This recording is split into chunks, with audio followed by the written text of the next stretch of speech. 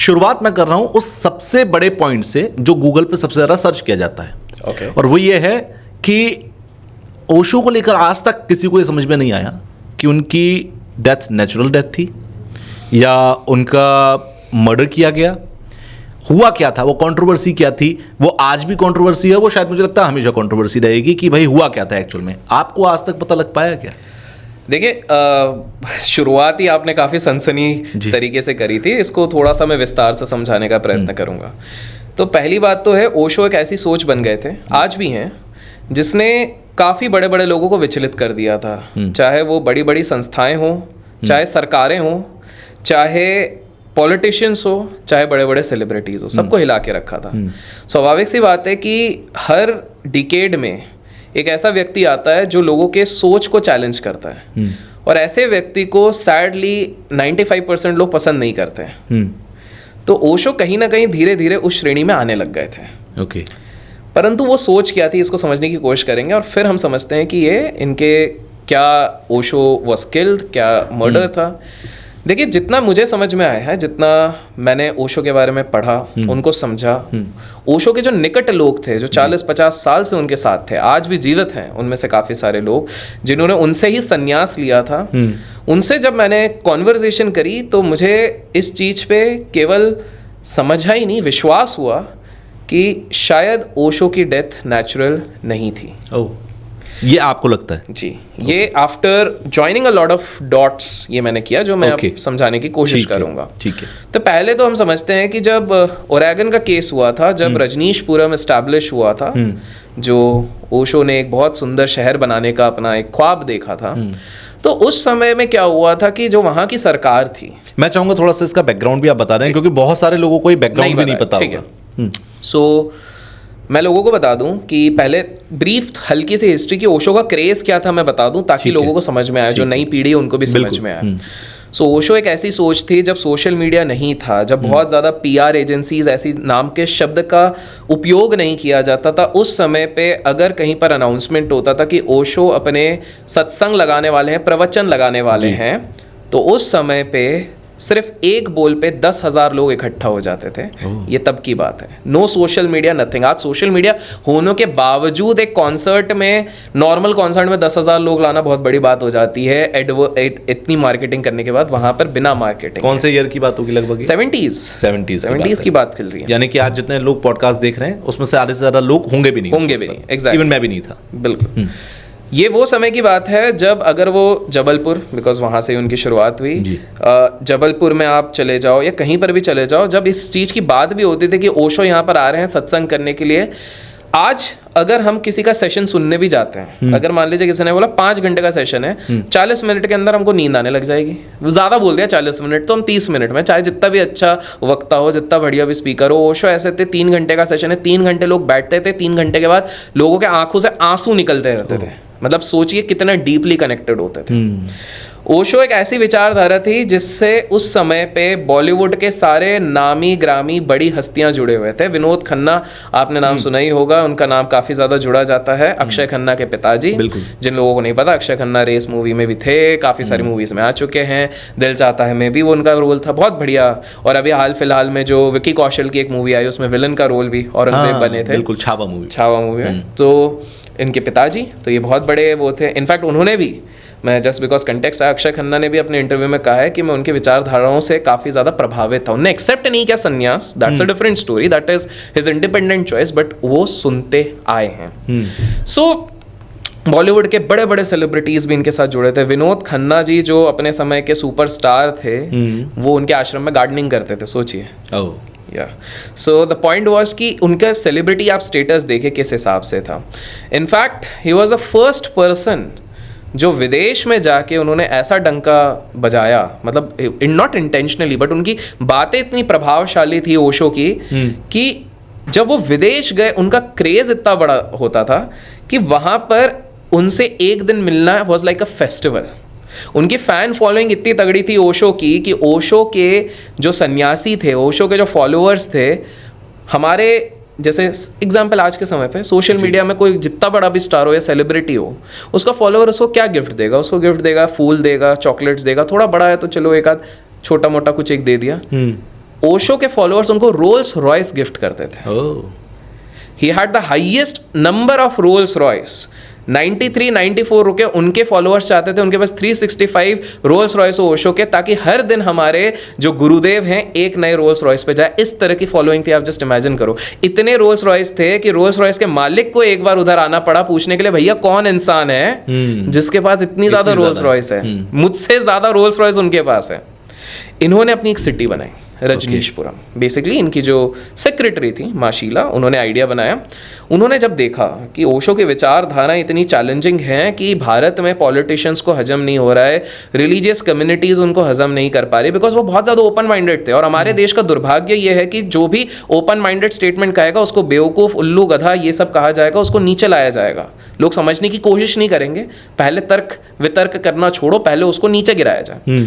तो जो उनके क्लोज ग्रुप थे, फॉलोअर्स थे, जो उनका हमेशा अच्छा चाहते हैं कि हमारे गुरुदेव का मैसेज हर जगह पहुंचे, उन्होंने बोला कि यार इतना ओपन माइंडेड हमको बाहर ही जाना पड़ेगा। इंडिया में शायद इस चीज़ की नहीं है। इंडिया में खतरा हो रहा था बिकॉज काफ़ी सारे इंसिडेंट्स हो रहे थे। जैसे एक बार ओशो जब अपना प्रवचन दे रहे थे तो अब ऑडियंस में से एक व्यक्ति उठे और उन्होंने चाकू फेंक दिया ओशो की तरफ। ओशो स्टेज पे बैठे हैं, 10-20 हज़ार और ये सब हो क्यों रहा था? जब इंडिया में वो ग्रो कर रहे थे, उनकी आइडियोलॉजी को लोग पसंद कर रहे थे, फिर अचानक से ये क्यों हुआ? द रीजन वॉज क्योंकि सिमिलर एक और पैक था जो इनको नहीं पसंद करता था, रिबेलियस। ओके। उन लोगों को लगता था कि इतनी ओपन विचारधाराएं कोई कैसे दे सकता है। बिकॉज ओशो ऐसे थे, वो बोलते नो फिल्टर रखते थे। आज के जो बहुत मैक्सिमम गुरुज हैं वो एक फिल्टर रखते हैं, क्योंकि उनको डीप विद इन है कि गवर्नमेंट से पंगा नहीं लेना है, पॉलिटिशियन से पंगा नहीं। वो नो फिल्टर थे, भाई मैं ऐसा हूं तो हूं, मुझे ये लगता है तो लगता है, ये सही है तो सही है, तुम जो समझो। आज क्या परिस्थिति है, लोगों को पता है कुछ चीजें गलत हो रही है, लेकिन वो खुल के बोल नहीं सकते, क्योंकि खुल के बोले तो कब 3 एजेंसीज आपके घर पे दस्तक दे दें आपको भी नहीं पता। करेक्ट। बट उनको ये वाली चीज थी कि नहीं मैं जो, तो वो इस कारण हेटरेड। अब वो सोचिए, ओशो का कंपोजर देखिए, यहाँ से चाकू पड़ा, वो चाकू साइड में जाके गिर गया, ठीक है, उस पे भी वो जोक बना के बोल रहे हैं कि भाई हमारे देश के चाकू भी देखो मेरे को हार्म नहीं कर पा रहे, क्या ही चाकू बनाए। और सोचो अगर आज के समय पे कोई बड़ा सेलिब्रिटी ऐसी चीज हो तो पहले बोलेगा ना पुलिस जाओ इसको उठा के ले जाओ, सिक्योरिटी उसको मारो पीटो, ये सारी चीजें होंगी। वो शख्स गायब हो जाएगा, पता भी नहीं लगेगा कहाँ है। ओशो के फॉलोअर्स को स्ट्रिक्ट इंस्ट्रक्शन, भाई आराम से जाओ बाहर, आराम से छोड़ के आओ, कोई हाथ नहीं उठाया गया, कुछ पीटा नहीं गया था। उनको भी पता था this was a conspiracy, still आराम से छोड़ के, एंड ही continued the conversation there itself. Okay, that was his काम and composer. So the point was कि ओशो इस विचारधारा के साथ, तो उनके जो फॉलोअर्स थे उन्होंने देखा कि सिक्योरिटी का काफ़ी इशू हो सकता है हमारे गुरुदेव, तो उनकी जो खास थी माँ शीला, उन्होंने कहा कि हम बाहर, तो उन्होंने एक प्रॉपर्टी देखी जो बहुत कम दाम में, पूरा एक गांव जिसकी हार्डली उस समय पे जो पॉपुलेशन थी 50-60 लोगों की पॉपुलेशन थी। ओके। तो उन्होंने बोला इससे बढ़िया नहीं होगा, किसी को डिस्टर्ब नहीं। कहाँ पर था ये गांव? Oregon, obviously. अच्छा, ओरेगन में, ठीक है। तो उधर गए, उन्होंने एस्टैब्लिश करना शुरू किया। अब एस्टैब्लिश करते करते आप सोचिए, इतनी वर्ल्ड क्लास फैसिलिटीज़ 80s में, लेट 80s की मैं बात कर रहा हूँ, वर्ल्ड क्लास फैसिलिटीज़ वहाँ पर होने लग गई। ड्रिप इरीगेशन की बात चल रही है, इलेक्ट्रिसिटी वहीं से प्रोड्यूस करके देने जा रहे हैं, खुद के हॉस्पिटल, इतना तगड़ा शहर बन रहा है कि उनका खुद का रजनीशपुरम का एयरपोर्ट बनाना पड़ा उनकी फ्लाइट्स के लिए, खुद का। Okay, personal airport. बिकॉज क्या हो गया, विदेशियों के साथ एक बहुत बड़ी प्रॉब्लम, विदेशियों से ना सहन नहीं होता जब एक भारतीय बहुत आगे बढ़ना शुरू करता है। आज भी देख लीजिए ना, आज क्या हो रहा है, जैसे ही देख रहे हैं भारतीय आगे बढ़ रहा है, कोई टैरिफ लगा रहा है, कोई बोल रहा है कि भैया इधर के दाम बढ़ा दो, हम मेक इन हमारे कंट्री का करेंगे, ये सारी चीजें ही चल रही हैं, वो हमेशा से चल रहा है। हम लोग अच्छा ग्रो करते हुए देखेंगे, लेकिन हमारे लेवल पे नहीं देख सकते हैं। और वहां पर वेस्ट में सबसे ज्यादा कल्चर होता है फ्लेम्बॉयंस और शो ऑफ का। तो तब तक लोगों को फर्क नहीं पड़ रहा था जब तक एक गुरु अपने शिष्यों को चीजें बता रहा था, बट जैसे ही देखा गया कि किसी एक गुरु के पास इतने रोल्स रॉयस हैं, तो कान खड़े हो गए। तो अब मीडिया वालों को भी अगर उस शहर पे आना है तो वो फ्लाइट से आ रहे थे, तो उसी के लिए एक पूरा पैड बनाया गया कि भाई आप आओ इधर लैंड करो। इंटरव्यू लेने के लिए लोग आते थे, सुनने के लिए कि क्या बोल रहे हैं, किस तरह से, वो सारी चीजें। मतलब किसी देश से कोई कांटेक्ट नहीं, अपना एयरपोर्ट, अपने सारी सब कुछ अपना, बाहर के देश अपना। एग्जैक्टली। साल में एक बार उनका फेस्टिवल होता था, जैसे फेस्टिवल्स होते हैं ऐसा फेस्टिवल, 20-20 हजार विदेशी बाहर से आ रहे हैं उस फेस्टिवल को अटेंड करने के लिए, क्योंकि उनके लिए सेलिब्रेशन है कि भाई इससे बढ़िया चीज दुनिया में और कुछ नहीं है, क्योंकि हम योगा करेंगे, ध्यान करेंगे। और Osho was like a rock star. मतलब जैसे आज हम बात करते हैं काफी लोगों के कॉन्सर्ट की, बाहर टेलर स्विफ्ट की बात करें, हमारे देश में दिलजीत की बात कर रहे हैं, बिना सोशल मीडिया के इतने लोग आते थे, मतलब लोग चिल्ला रहे हैं, चीख रहे हैं, जस्ट जैसे वो इंसान खड़े हो जाए, वो गाना भी नहीं गा रहे हैं, कुछ नहीं कर रहे हैं, बट स्टिल जो क्रेज है, चिल्ला चोट, लड़कियां बेहोश हो रही हैं। आप जस्ट इमेजिन करो, आखिरी बार इस तरह का craze without social media Michael Jackson का देखा गया। तो ये गुरु ऐसा कुछ तो कर रहे होंगे ना कि भाई इतना ज़्यादा क्रेज। तो ये रजनीशपुरम में इनका भयंकर इस तरह से पूरा इनने सिटी बनाया था। अब यहाँ पे कुछ प्रॉब्लम्स शुरू होने लग गई। तो अब मैं आपके मृत्यु वाले जो हमने जहाँ कंटेक्स्ट चालू किया था वहाँ पे बात करते हैं। सो जब इनकी पॉपुलैरिटी बहुत ज़्यादा बढ़ने लग गई तो पहले एक एलिगेशन ये लगने लग गया कि ये कन्वर्ट करने आ रहे हैं लोगों को यहाँ पे। ओके।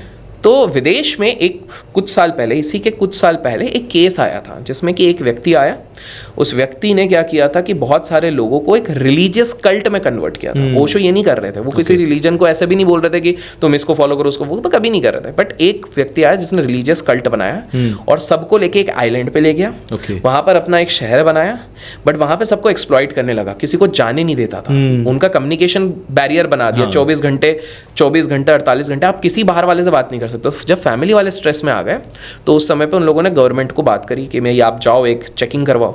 तो एक फ्लाइट में 6 लोग गए, एक मेन अफसर गया वहाँ पे चेक करने के लिए जो कि गवर्नमेंट का ऑफिशियल था। उसने सब कुछ देख लिया, उसको सब कुछ ठीक लगा, बोले सब सही है। बस ट्विस्ट वहाँ पे क्या आया था कि जब वो वापस लौट रहा था तो एक जन ने हैंकरचिफ दिया था और हैंकरचिफ में लिखा था हेल्प अस। तो वो वहीं पे रुक गया, कुछ तो गड़बड़ है, हमको वापस सबके इंटरव्यू कराओ।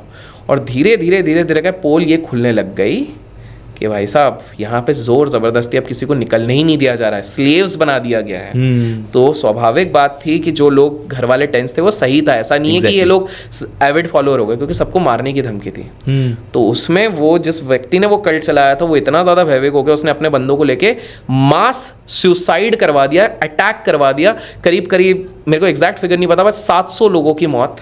ओके, उसी कंट्री की बात है जिस कंट्री में ओशो पहुंचे थे। एग्जैक्टली उसी के, मतलब उसी कंट्री की, बट अलग लोग, अलग जगह की। हाँ, तो वो एक डर बैठा था बिल्कुल कि कहीं ना कहीं सेम चीज वापस ना हो जाए रिलीजियस कल्ट पर। ऐसा कुछ नहीं था। इसकी शुरुआत कैसे हो गई थी कि ओशो एक चीज कहते थे कि काफी सारी ऐसी प्रैक्टिसेस हैं जो केवल वेस्ट के लिए बनी है, ईस्ट इंडिया को जरूरत नहीं है, क्योंकि ईस्टर्न लोग ऑलरेडी स्पिरिचुअलिटी में एक लेवल आगे हैं। समझ रहे हैं हम लोग ऑलरेडी, क्योंकि हमारी धरोहर है। बिल्कुल। बट वेस्ट वालों को वेस्ट के तरीके से ही समझाना पड़ेगा। तो क्या हो गया, बहुत लोगों ने ओशो को सिर्फ सेक्स के साथ ज्वाइन किया। What he implied at one point of time was, वो कुछ प्रैक्टिसेस थी जो केवल और केवल विदेशियों के लिए ही थी, क्योंकि उनको वही भाषा समझ में आ रही थी। तो उनका ये नहीं था कि तुम बस यही करते रहो, उनका ये था कि कोई भी चीज़ इतनी करो कि तुम उसके ऊपर उठ जाओ। ये that was his main point. Okay. तो इसके लिए कुछ प्रैक्टिसेस थी जो वो केवल वेस्टर्न लोगों के लिए कर रहे थे। अब इतने में क्या हो गया, एक जर्नलिस्ट था, वो जैसे तैसे करके सिस्टम में घुसा। सिस्टम में घुसने के बाद लोगों को भी नहीं पता था कि उसने सीक्रेट कैमरास बहुत जगह पे लगती हैं। ओके। ठीक है। और उसने उस कैमरा से ये सारी गतिविधियां जो सिर्फ वेस्ट वाले पार्टिसिपेंट्स के लिए थी वो रिकॉर्ड कर ली। और ये उसने ओरेगन, जो उस समय पे काफ़ी ज़्यादा कंजर्वेटिव लोगों का था, वहाँ पर एक थिएटर में उसने बोला ये मूवी, ये डॉक्यूमेंट्री एज इट इज़ मैं रिलीज़ कर रहा हूँ। तो ओरेगन के लोगों ने जब देखा वो डरने लग गए। कह रहे भाई ये तो बहुत ही ज़्यादा बहुत इंटेंस प्रैक्टिसेस थी, without even understanding the context. ये सबके लिए नहीं थी, ये क्लोज्ड ग्रुप चीज़ें, चुने हुए लोगों के लिए समझना चाहते हैं, बस उन्हीं के लिए कि उनका माइंडसेट उस चीज़ से मैच हो रहा है। बट लोगों ने अरे भाई ये तो बहुत गलत चीज़ है। तो पहला कंटेक्स्ट चेंज हो गया। दूसरा इसमें क्या हो गया, तो इस तरह की काफ़ी गतिविधि जो धीरे धीरे हम इस कॉन्वर्सेशन में बात करेंगे। तो अब आते हैं मृत्यु पे। तो मृत्यु का कैसा हो गया कि विदेश पूरी तरीके से इनके अगेंस्ट हो गए। ठीक है। 21 देशों में इनको बैन कर दिया गया, भैया इधर आ नहीं सकते। हालात ऐसे हो गए कि एक बार एक देश के नेता ने कहा कि ओशो हम तो आपको बहुत फॉलो करते हैं, मानते हैं प्रभु, आप हमारे इधर आओ, हमारे इधर रहो। वो जैसे ही उधर आया तो जो सबसे पावरफुल देश एक बोलते हैं जिसको, उन्होंने सीधे बोला कि बेटा हमने जो तुम्हारे देश को कर्जा दिया हुआ है ना, वो कर्जा या तो लौटा दो 1 हफ्ते के अंदर, जो उनको पता था नहीं लौटा सकते, या तो फिर युद्ध टाइप के लिए, कोल्ड वॉर के लिए तैयार हो। तब इन्होंने ओशो के सामने हाथ जोड़ा। देखिए हम ये अफोर्ड नहीं कर सकते थे, आज तक हमको लगता था कि इंडिपेंडेंटली हम ओन करते हैं हमारी कंट्री को, बट अब हमको समझ में हम तो खुद ही स्लेव हैं। हाँ। तो इस प्रकार से वो एक सिंगल कंट्री हर जगह डोमिनेट करके सबको डरा धमका के ओशो को भगाते रहे। तो ओशो को कोई जगह नहीं मिल रही थी। ओशो के ऊपर एक एलिगेशन जो हम थोड़े देर में बात करेंगे, जो उनकी गलती नहीं थी, किसी और के चक्कर में, उनके सेक्रेटरी की गलती के कारण हुआ, तो वो कुछ एलिगेशन के चक्कर में उनको कुछ समय के लिए वहाँ पे हिरासत में लिया गया। ठीक। माना जाता है कि जब ओशो को हिरासत में लिया गया उसी समय उनको एक सब्सटेंस है, एक पॉइजन है, उसके साथ स्लो पॉइजन होता है जो पता भी नहीं चलेगा, टेस्टलेस होता है, उसका इंट्रोडक्शन उनके पूरे सप्लाई चेन, फूड चेन में किया गया। प्लस वो जहाँ पे सोते थे वहाँ पे भी किया गया, बिकॉज इसका बाद में देखा गया वो जिस साइड मुंह करके सोते थे, वो जब इंडिया वापस भी आए वो साइड थोड़ा सा डिफॉर्म टाइप का था। It was not normal. और धीरे धीरे वो एक स्लो पॉइजन होता है। प्लस जिस देश की मैं बात कर रहा हूँ उस देश पे पहले भी एलिगेशन लगे हुए हैं कि वो अपने काफ़ी सारे दुश्मनों के साथ यही सेम पॉइजन खेल चुका, क्योंकि इससे पता भी नहीं चलता ये कब पॉइजन चले गया है। प्लस ये स्लो डेथ होती है, तो डाउट भी नहीं आता है। तो ये दूसरी चीज़ कर दी गई थी। तीसरी चीज़ है, बिना पोस्टमार्टम के इतने जल्दी जैसे ही डेथ हुआ सीधे बोल दिया गया कि इनको हार्ट अटैक है, और इतने जल्दी उनका क्रिमेशन कर दिया गया। मतलब फॉलोअर समझ भी नहीं पाए क्या हुआ, उसने जल्दी क्रिमेशन कर दिया, सबूत मिटा दिया। और ये ऐसा हमारे देश में भी काफ़ी केसेस में बहुत केसेस में हुआ है ना। तो that also create a suspicion कि भाई ये इतनी जल्दी क्यों किया गया है। ठीक है। नेक्स्ट चीज, मतलब इस तरह से आप काफी सारी चीजें आप देखोगे, अगर अलग अलग लेवल्स पे देखोगे तो आपको दिखेगा कि एक कॉन्स्पिरेसी, एग्जैक्टली ये पूरी एक कॉन्स्पिरेसी ही निकल रही है। नेक्स्ट चीज क्या है कि क्या हो गया था कि ओशो का जो पॉपुलैरिटी थे वो इतना ज़्यादा था कि एक समय पे काफ़ी सारे लोग उनके ब्लाइंड फॉलोअर थे। उनको भगवान, उनने अपना नाम भगवान भी रखा था। बिल्कुल। ठीक है। अलग अलग समय पे अलग अलग नाम रखा है। तो उनको इतना ज़्यादा क्रेज़ था कि उनको पता था कि अगर ये कुछ कह रहे हैं तो इसमें कुछ ना कुछ तो बात है। ठीक है। तो उनका क्रेज़ इतना बढ़ा गया कि उनको ना कोई मतलब नहीं था कि मेरी मैनेजमेंट क्या कर रही है, मेरे फाइनेंसेस क्या कर रहे हैं, मेरे लोग क्या। उनको सिंपल सा था, ये मेरा एरिया है, मैं इधर से निकलूंगा, इधर जाऊंगा, लोगों को सिखाऊंगा, वापस आ जाऊंगा, दैट्स इट। इसके अलावा उनको नहीं पता था कि पड़ोस में क्या चल रहा है, ये चल रहा है। दैट इज बेसिकली एनलाइटनमेंट, कि भाई आपको you are so self aware that you are not bothered about this thing. इसलिए एक चीज़ मैं आपको नोटिस करवाता हूँ, बहुत सारे लोगों को नोटिस करना कि आज के समय में बहुत सारे गुरुज हैं जो बहुत लेटेस्ट एग्जाम्पल्स देंगे कि जैसे कि अभी हाल फिलहाल में फ्रांस में ये हुआ, पाकिस्तान में ये हुआ, इस तरह के एग्जाम्पल। बिल्कुल। ओशो कभी नहीं देते थे। Once in a blue moon उन्होंने बस प्रेडिक्शन किए थे, एड्स का किया था, उन्होंने जनरल किया था कि एड्स होगा आने वाले समय पे, जो हुआ। बट वो कभी ये नहीं कहते थे कि गाइस, जैसे कि अभी हाल फिलहाल में साउथ अफ्रीका में, क्योंकि he was not in touch, he didn't know what is happening. जिस व्यक्ति को यही नहीं पता आसपास क्या हो रहा है, वो बाकी का, तो जो भी वो नॉलेज पास करते थे Osho, it was coming from inside, it was coming from the enlightened state, जो वो सारी चीज़ें प्रोवाइड कर रहे थे। तो he was always into that state. तो कॉन्स्पिरेसी के अगर 3-4 पहलू आप देखें, डेथ मिस्टीरियस क्यों, क्योंकि ना पोस्टमार्टम, सडन क्रिमेशन, ये सारी चीज़ें की गई। उनके कट्टर फॉलोअर्स को भी उनके पास आने नहीं दिया गया। ओके। ठीक है। दूसरी चीज़ अगर आप देखते हैं, वो पॉइजन का इफेक्ट कहीं ना कहीं बहुत लोगों ने नोटिस करा है। ठीक है। तीसरा, बहुत स्ट्रेंज अकरेंस हुई है कि ओशो के जाने के जस्ट 41 डेज पहले जो उनकी एक गर्लफ्रेंड थी, उनकी भी मृत्यु हो गई, सडन डेथ। ठीक है। वो भी कैसे हुई, क्या हुई, उसको चीज़ को दबाया गया। फोर्थ चीज़, जब ओशो वापस आए और उनकी डेथ हुई तो उनकी माँ के मुख से पहला शब्द क्या निकला, उन लोगों ने इसे मार दिया। किन लोगों ने, क्या लोगों ने, we don't know, but this is what he said. Another thing is कि जो उनके आज भी एविड डिवोटीज, फॉलोअर्स, उनको गुरु जो मानते हैं, तो उनमें से एक आनंद अरुण जी हैं नेपाल के, जो उनके साथ 55 वर्ष रह चुके हैं। 55 वर्ष से वो ओशो के मैसेज को स्प्रेड कर रहे हैं आज भी। उन्होंने ये कहा था, उन्होंने ओशो से भी शायद ये चीज़ को कम्युनिकेट करने की कोशिश करी थी कि बिफोर ओशोज डेथ, कुछ महीने पहले ही उनको ये इंट्यूशन हो गए थे कि कॉन्स्पिरेसी की जा रही है टूवर्ड्स हिज डेथ। एंड वो आज भी मानते हैं कि ओशो, क्योंकि उनकी इंट्यूशन तो सही निकली ना, कि उसी पीरियड में इस बात का जिक्र उन्होंने उनसे किया था। ओके। बट क्या होता है, ये एनलाइटेंड लोग बहुत अलग होते हैं, हम लोगों के समझ में एक्चुअल में हम नॉर्मल इंसान नहीं समझ सकते। तो वो एनलाइटेंड लोगों को क्या रहता है कि दे नो एवरीथिंग, उनको सब चीज़ें पता रहती हैं। जैसे एक इंटरेस्टिंग, जस्ट बिकॉज वार्तालाप निकला तो मैं बताता हूँ, बहुत कम लोगों को पता है कि Osho towards the last few years of his life, उनके शरीर में गौतम बुद्ध जी का भी प्रवेश हुआ था, ऐसा कहा जाता है जी। अच्छा। हाँ, सो बेसिकली क्या था कि गौतम बुद्ध जी का एक वो था कि उनकी जो एस्ट्रल बॉडी है, I don't want to get into that details, तो उनको एक वेसल चाहिए था, वो एंटर करना चाहते थे। So for a brief moment of time वो ओशो के अंदर भी एंटर हुए थे, but then Gautam Buddha ji also realised and when Osho realised कि ओशो की लाइफस्टाइल अलग है, थोड़ा अलग। गौतम बुद्ध की आइडियोलॉजी, उनका स्टाइल एक अलग था और ओशो साहब का अलग था।